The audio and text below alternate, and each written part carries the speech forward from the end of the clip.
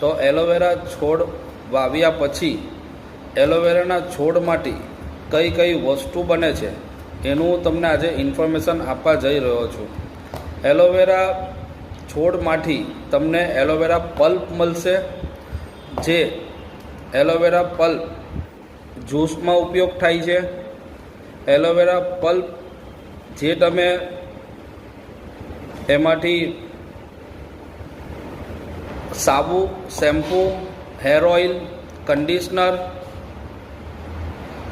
અને લોશન, સ્કિનને લગતી પ્રોડક્ટો બનાવી શકો છો. અને જે ડ્રાય પાવડર હોય છે, જે પટ્ટાને એલોવેરા પટ્ટાને સૂકવીને એની અંદરથી પાવડર બનાવવામાં આવે છે અને એ પાવડર માર્કેટમાં મેડિકલ યુઝ માટે ઉપયોગ થાય છે.